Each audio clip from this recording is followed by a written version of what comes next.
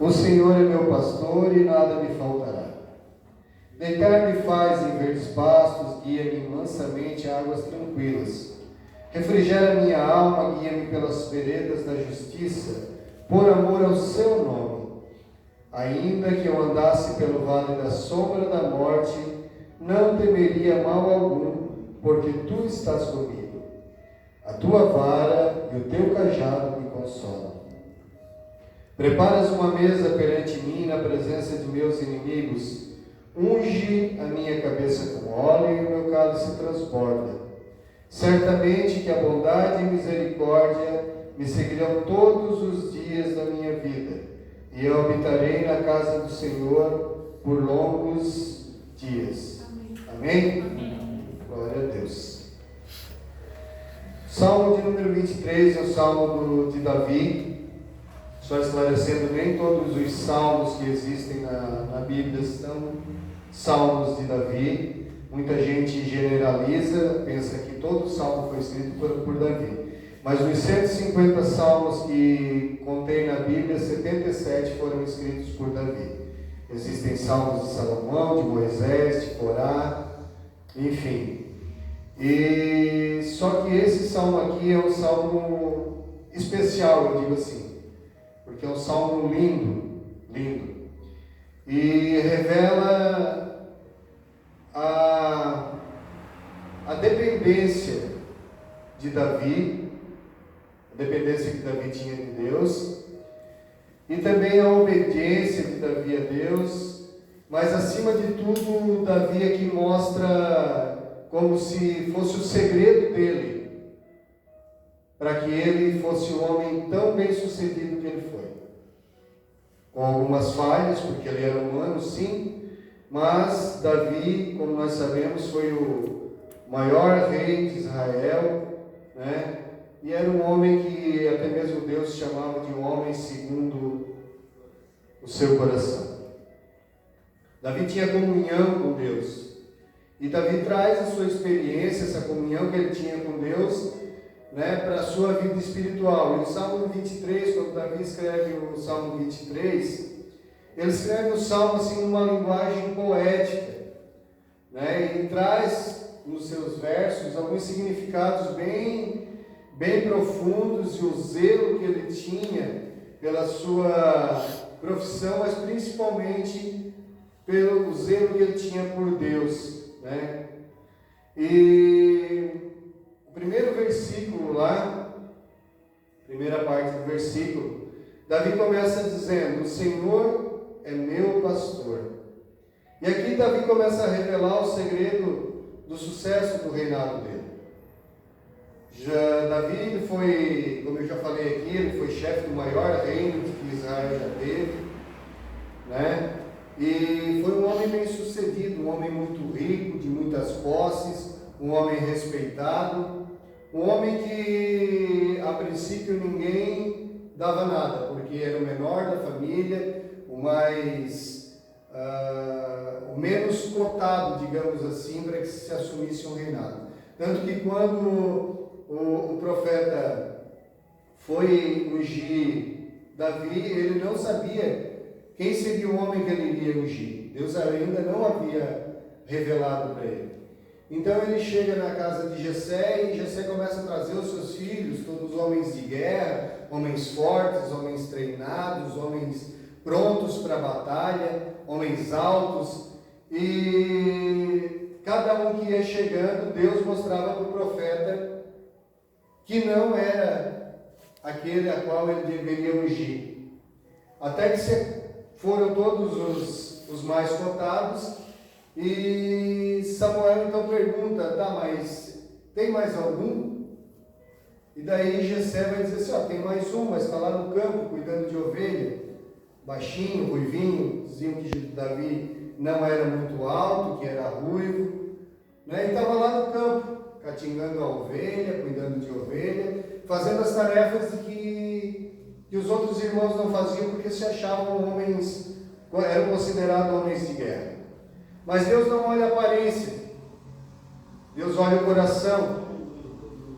E muito antes de qualquer um Deus já havia visto no coração de Davi uma força muito maior do que havia em todos os seus irmãos que eram maior de estatura do que ele. Porque Deus não olha com os olhos humanos, Deus olha com o coração. E infelizmente o homem julga pela aparência, como o Rodrigo até falou aqui agora há pouco. Eu tenho certeza que muitos um dia apontaram o dedo para o Rodrigo e não apostaram nele. Muitos me julgaram, muitos provavelmente já julgaram um cristiano. Eu, quando me converti, uma das pessoas que me acompanhou no início da minha caminhada, chegou a dizer para minha mãe que eu era fogo de palha, que eu não iria muito longe, que o meu irmão sim, o meu irmão ia ser um pastor, ia ser um pregador da palavra. Não falo isso com orgulho, mas infelizmente o meu irmão se afastou dos caminhos do Senhor. E pela misericórdia de Deus, hoje eu estou aqui. Amém. Então o homem julga com os olhos carnais, mas Deus olha para o coração. Amém? E Deus viu no salmista Davi que ele era um rei de coração. Ele não julgou pela sua estatura, não julgou pela sua aparência, porque Deus conhecia o coração de Davi e sabia que a força que tinha dentro de Davi era muito maior do que a força exterior que havia em qualquer irmão dele. E o salmista aqui, ele se coloca, né, como uma ovelha do rebanho do Senhor. Ele era um rei, ele era poderoso, ele era respeitado, ele tinha um exército numeroso, considerável, um exército forte, que dificilmente saía de uma batalha com uma batalha perdida. Só que Davi aqui, ele se coloca o quê? Como apenas uma ovelha do rebanho do Senhor. E ele diz: o Senhor é meu pastor e nada me faltará. Aqui fica o exemplo de humildade de Davi. Ele diz assim: se eu estou do lado do Senhor, então não tem nada que me possa me parar. Glória a Deus. Até mesmo porque todas as batalhas que Davi ia enfrentar, primeiro ele dobrava os seus joelhos, consultava a Deus. Se Deus dissesse assim: Davi, vai, que eu vou entregar os teus inimigos nas tuas mãos, Davi ia à batalha e voltava vitorioso. Porém, quando Deus dizia: não, Davi, não vai, Davi obedecia ao Senhor, porque ele era um homem temente, um homem obediente. E obediência é uma característica a qual agrada muito o coração de Deus. Muitas vezes a única coisa que Deus espera de nós é que nós sejamos obedientes à voz dele. Só que para nós sermos obedientes à voz de Deus, primeiro nós precisamos estar tão íntimos de Deus para poder ouvir a voz de Deus para nós. Aleluia. Por isso a importância da nossa busca diária por entender a palavra, por estar mais perto de Deus. Amém? Vocês estão me entendendo? Amém. E Davi então continua: o Senhor é meu pastor e nada me faltará. Jesus, em seu ministério, ele ilustrou, ele mostrou o carinho e o cuidado que Deus tem em prover e atender as nossas necessidades. E até mesmo as necessidades dos seus discípulos naquela época. E ele cuida de cada um de nós de uma forma especial. Amém. Mesmo que muitas vezes a gente não perceba, ou a gente não esteja, né, digamos assim, com os nossos olhos abertos para ver o cuidado de Deus na nossa vida, no nosso cotidiano, com pequenas coisas. E Mateus 6,26 relata isso muito bem, onde palavras de Jesus Cristo, né, vamos dizer: olhai para as aves do céu, que nem semeiam, nem cegam, nem ajuntam em celeiros, e o vosso Pai Celestial as alimenta. Não tem de vós muito mais valor do que elas? E aí Jesus continua para dar a entender aos seus discípulos que se Deus cuida de cada detalhe no mundo que está à nossa volta, muito mais a nós que somos filhos dele, que fomos criados por ele, que fomos formados, que fomos gerados por ele, com todo carinho. Vocês imaginem na criação do mundo, o cuidado que Deus teve com a criação do mundo e o cuidado que Ele teve quando Ele criou o homem. Tanto que cada coisa que Deus criava, Ele dizia que era bom. Só que quando Ele fez o homem, Ele disse que era muito bom. Deus. Só que, infelizmente, pelo orgulho do homem, o pecado entrou. Só que hoje, nós temos a oportunidade de estar livre do pecado. Porque, como eu preguei aqui já no culto passado, Jesus Cristo se deu como sacrifício na cruz pelos nossos pecados. Então, que a nossa busca realmente seja diária, para que a gente consiga ver o cuidado de Deus na nossa vida. Que a gente não venha se entristecer, mas sim se alegrar, porque Deus cuida de nós. Muitas vezes está faltando um dinheirinho para pagar uma conta, está meio apertado, a gente não pode comprar algo que a gente quer para o nosso filho, a gente não pode comer algo que a gente gosta porque o dinheirinho está meio curto. Mas e o restante que Deus tem nos proporcionado? Todas as maravilhas que Deus tem proporcionado na nossa vida. A cada dia que nós abrimos os nossos olhos de manhã, já é motivo para a gente glorificar a Deus por mais um dia que Ele está dando para nós. Aleluia. Porque é mais uma oportunidade de a gente estar um pouquinho mais perto dEle e um pouquinho mais perto da salvação. E esse cuidado Davi tinha em expressar para o Senhor que Ele se colocava diante dele como um servo obediente, como uma ovelha do seu rebanho, como alguém que precisava ser cuidado, como alguém que precisava ser monitorado, que precisava estar debaixo da graça de Deus durante todo o tempo. Porque esse era o trabalho do pastor naquela época. E Jesus continua e diz, Davi continua no seu salmo e vai dizer: deitar-me faz em verdes pastos. Naquela região a qual Davi era pastor de ovelhas, a região da Palestina, ela é uma região assim muito tropical. E praticamente lá existem só 2 estações. Não é igual a nós aqui que temos 4 estações no ano. Lá é inverno, que é a estação das chuvas, e verão, que é uma estação muito quente, né? E um período de seca, de muita seca. E a região do Oriente Médio, né, situada na Palestina, lá no Mediterrâneo, as fronteiras lá, alguns lugares tinham pastagens bastante verde, com bastante alimento para as ovelhas, e o trabalho do pastor era realmente esse, de guiar o seu rebanho para onde os pastos fossem ricos, tivessem bastante pastagem e que as ovelhas pudessem se alimentar. E esse mesmo cuidado Deus tem com a gente. Sabe?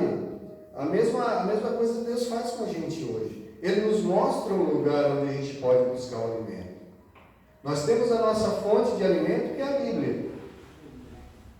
Mas nós temos que ter um lugar também onde nós congreguemos-nos como irmãos, onde a gente pode estar louvando o nome dele, onde a gente pode estar adorando, e Deus nos mostra, Deus nos guia. Ou vocês acham que vocês estão aqui por acaso? Nós estamos aqui porque o Pai tem um cuidado especial conosco. Porque Ele quer falar conosco através da Sua palavra.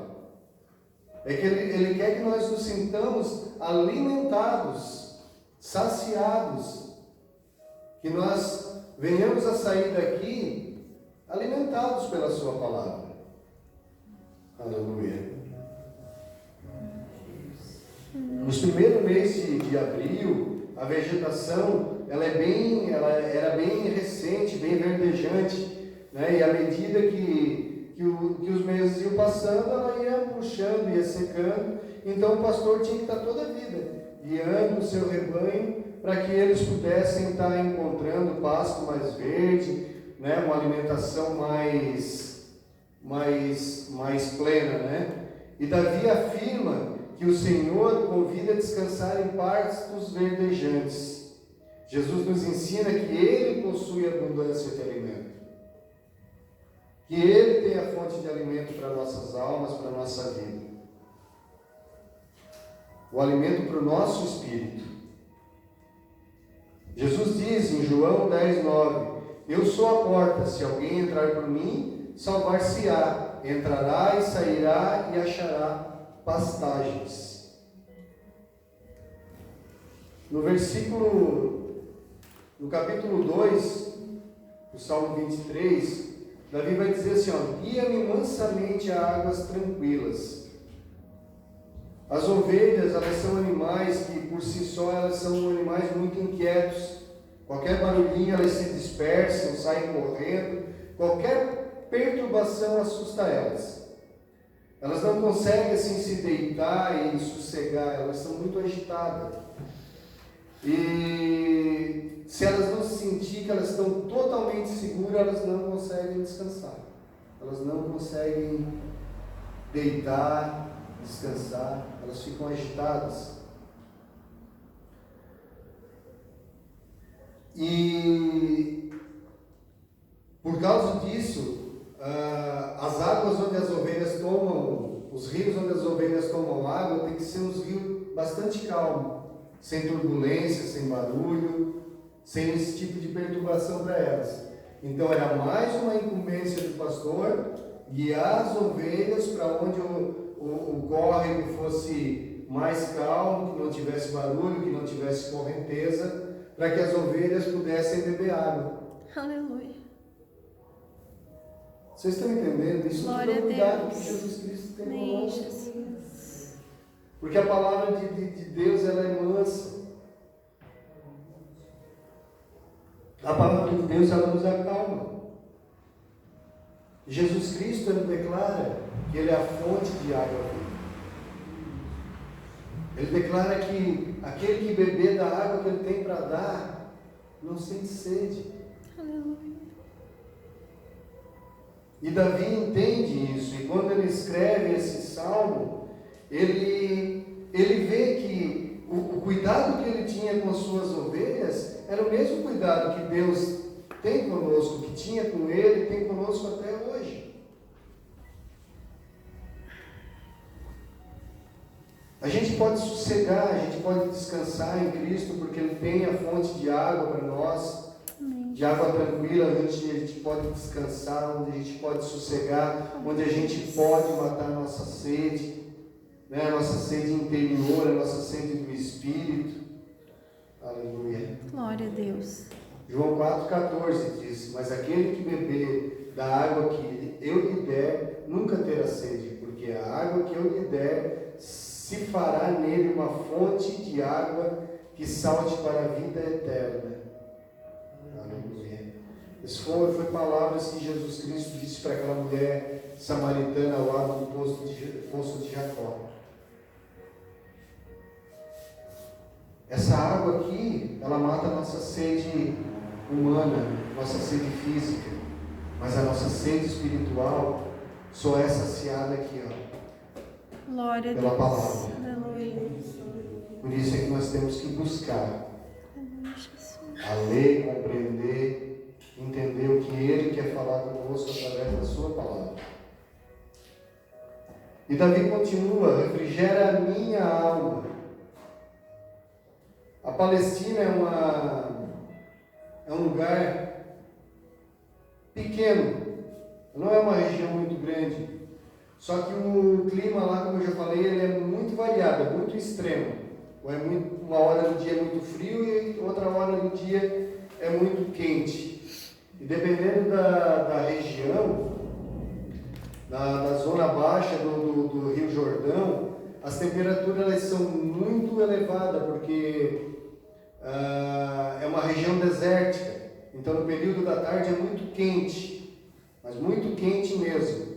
De manhã começa frio, só que à medida que o sol vai saindo, vai esquentando, e chega uma temperatura muito alta, onde fica difícil até das pessoas respirarem. E fica um clima muito abafado, as pessoas se sentem agoniadas. E só que perto dali existe um monte, uma montanha, que é o Monte Hermon, que pela sua altitude, ele fica no pico dele, existe neve. Então, em determinado ponto do dia, quando está aquele calorão, quando está tão abafado, sopra um vento que vem do Monte Hermon e traz uma brisa, Oh, glória. uma brisa fresca, Aleluia. onde Davi expressa aqui, refrigera a minha alma. Deus é tão perfeito que Ele cuida de nós nos seus mínimos detalhes. No pico mais alto do dia, do maior calor, onde as pessoas quase não aguentam mais, Deus envia um vento para que refrigere a alma daquele povo, para que dê alívio àquele calor. Glória a Deus. E esse vento sopra para nós também, amados, que é o vento do Espírito Santo. Oh, Jesus, Quando a gente está abatido, quando a gente está agoniado, quando a gente está moído por dentro, Deus sopra o vento do Espírito Santo nos nossos aleluia, corações. Jesus. Glória a Ti, meu amado. Eu cheguei aqui e eu notei que o Rodrigo estava um pouco agoniado, que ele estava um pouco...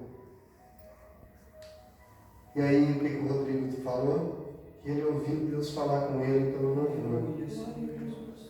Era Deus dizendo assim para o Rodrigo: Rodrigo, sossegue o teu coração porque eu cuido de ti. Deus. É o vento do Espírito Santo soprando nos nossos corações, dizendo: Senhor, está difícil. Aguenta mais um pouquinho, que daqui a pouco vai vir um vento, vai dar aquela refrigerada, tu vai conseguir respirar, tu vai parar, tu vai olhar para cima, tu vai respirar e dizer assim: agora eu consigo caminhar mais um pouco. A vida não é fácil para nenhum de nós, amados. Hoje eu confesso, hoje foi um dia bastante turbulento para mim também, para a pastora, para alguns de nós aqui.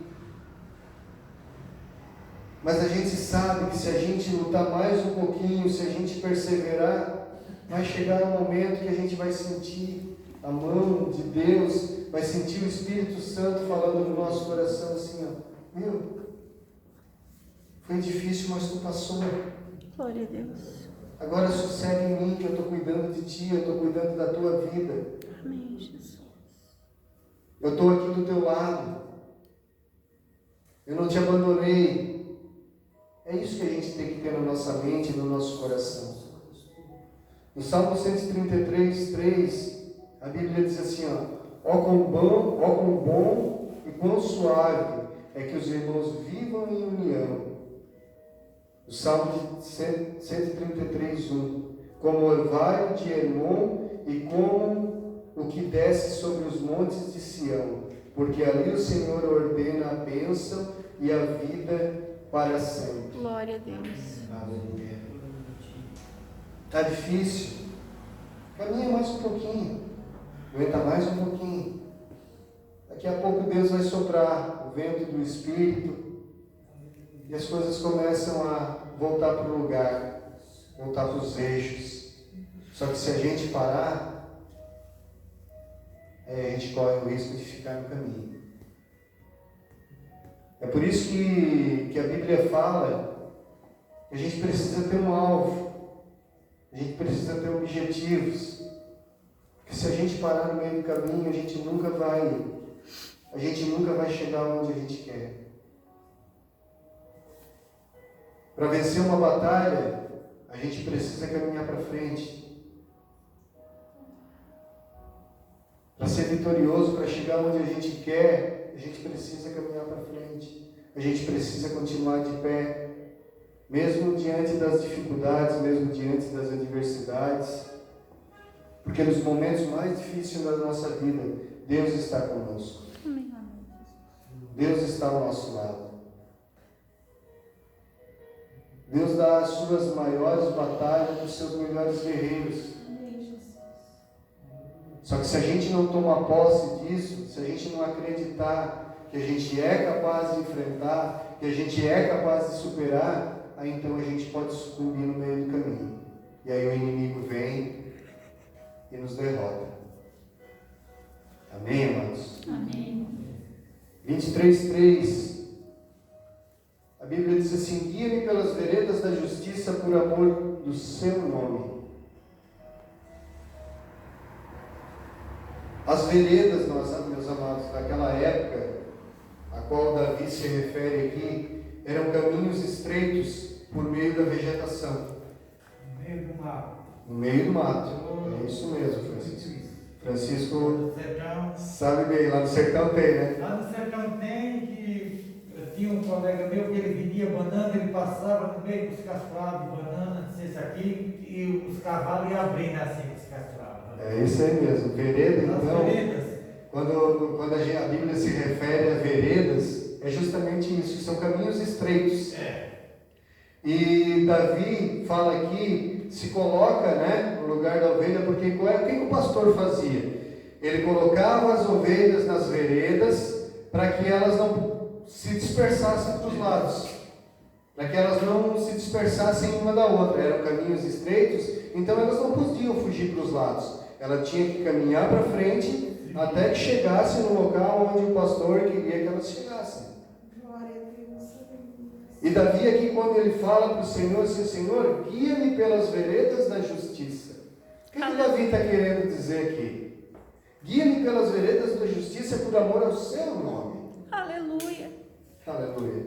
O que Jesus está dizendo? O que Davi está dizendo aqui? Senhor, me faz andar nos teus caminhos, mas porque eu te amo. Glória a Deus. Não porque eu aleluia. preciso, que eu estou almejando algo de ti. Amém, Jesus. Me guia pelas veredas da justiça por amor ao teu nome. Senhor, eu quero te servir, eu quero te seguir, eu quero fazer algo para ti, mas que seja para glorificar o teu nome. Aleluia. Se tu vai me recompensar por isso, Senhor, amém. É porque tu me julgastes merecedor. Agora eu não posso fazer algo para Deus esperando que Ele me dê algo em troca. Senhor, eu vou te obedecer, eu vou obedecer a tua palavra aqui, Senhor. Mas porque o meu pai disse que eu tenho que ser crente. Senhor, eu vou para a igreja, mas só que eu quero que tu me dê isso, Senhor. Senhor, eu vou fazer isso para ti, mas eu quero que tu me dê isso. Davi aqui mostra exatamente o contrário quando ele cita esse versículo. Esse versículo para mim é o mais lindo do salmo todo. Porque aqui Davi mostra que ele quer ser obediente a Deus pelo amor que ele tinha no seu coração a Deus. Aleluia. Não era à toa que ele era chamado de homem segundo o coração de Deus. É, Jesus. Porque ele sempre buscava estar o quê? Reto diante de Deus. E quando ele vencia uma batalha, ele fazia o quê? Ele dizia assim, pai, eu sou o cara. Não. Ele ia lá e fazia um outro salmo, dizendo para Deus assim, Senhor, obrigado porque tu me livraste dos meus inimigos, porque tu me destes a vitória, porque eu me humilhei, as tribulações vieram na minha vida. O Salmo 18 é um exemplo disso. Quando vocês chegarem em casa, peguem a Bíblia de vocês e leiam o Salmo 18. Um dia eu vou pregar ele aqui. Que é um exemplo disso. Que Davi fala das aflições que ele teve, da perseguição dos inimigos. Só que em seguida ele já diz, Senhor, tu me livrastes dele. E ele começa o salmo dizendo o quê? Senhor, tu és a minha fortaleza, tu és o meu refúgio. Por quê? Porque Davi era obediente e se colocava diante de Deus com um coração puro, não almejando nada em troca, mas sim pelo amor que ele tinha no coração por Deus. E aqui ele vai dizer, Senhor, guia-me pelas veredas da justiça, ou seja, Senhor, não me deixa desviar nem para a direita, nem para a esquerda, que eu ande no caminho reto, para que eu chegue no local onde tu queres que eu chegue, mas que eu não faça isso obrigado, que eu não faça isso por obrigação, mas que eu faça isso porque o meu coração te ama. Amém. Que eu não esteja na casa do Pai porque eu sou obrigado, mas sim porque eu amo a Cristo e eu quero um dia chegar aonde Ele quer que eu chegue, que é o quê? A salvação. Esse versículo é muito claro. É muito claro o que Davi quis expressar aqui. E o Senhor nos convida a andar por esse caminho. Ele nos exorta a andar por esse caminho. Ele vai dizer que é fácil? Não. Não vai. Tanto que lá em João 14:6 ele vai dizer, eu sou o caminho, a verdade e a vida. Ninguém vai ao Pai senão por mim. Só que em Mateus 7,14 ele diz o quê? Porque estreita é a porta e apertado é o caminho que leva à vida, e poucos há que a encontrem. O caminho é estreito. É fácil caminhar por um caminho estreito? Não é. Mas só que é o caminho que leva à salvação. Amém. Se fosse fácil, todo mundo ia. E infelizmente hoje é isso que acontece aqui, ó. E poucos há que a encontrem. Muitos a encontram, mas não querem seguir. Eles querem caminhar pelo caminho largo. Porque é fácil, tu pode te desviar para lá, para cá, tu pode dar uma fugida para lá, uma fugida para cá. Mas se nós queremos alcançar a salvação, nós temos que o quê? Trilhar pelo caminho estreito. Seguir, se deixar ser guiado pelas veredas que Ele colocou para nós. Tem que sofrer. Exatamente. Então assim, se fosse fácil, todo mundo ia para o céu. Mas não é assim. Glória a Deus. Precisa haver renúncia. Precisa haver esforço. Precisa haver dedicação. Precisa ter um querer da nossa parte. Aleluia. Glória a Deus. E Davi continua: ainda que eu andasse pelo vale da sombra da morte, não temerei mal algum, porque tu estás comigo. Aqui, Davi fala de mais uma coisa que ele vive no dia a dia dele. Que existe em Israel um vale muito profundo e íngreme, cheio de pedra, e é conhecido como o Vale da Morte. Esse vale ele é tão profundo que a luz do sol só chega nele quando o sol está no meio-dia, quando está a pino, e daí o sol reflete assim para baixo. Senão ele é um vale escuro, úmido, sombrio, e é conhecido como Vale da Morte. E com certeza Davi, nas suas peregrinações com as suas ovelhas, ele passava por esse vale. Ele enfrentava esse vale com as suas ovelhas. Só que o que Davi fala? Mesmo que eu ande pelo vale da sombra e da morte, eu não temerei mal algum, porque tu estás comigo. Olha a confiança de Davi em Deus. Eu posso estar no meio de lobos, eu posso estar em perigo, na pior situação da minha vida. Mas se eu confio em Deus, se eu tenho a certeza de que Ele está comigo, eu não vou temer. Eu não vou ter medo de enfrentar aquela situação. Porque eu sei que o Senhor, Deus dos exércitos, está do meu lado. Olha a confiança de Davi. Senhor, eu sei que esse vale aqui é perigoso. Eu sei que muitas pessoas já morreram aqui. Até mesmo porque esse vale, muitas vezes, ele surpreendia as pessoas que estavam passando por lá, porque dava enxurradas em outros lugares e a água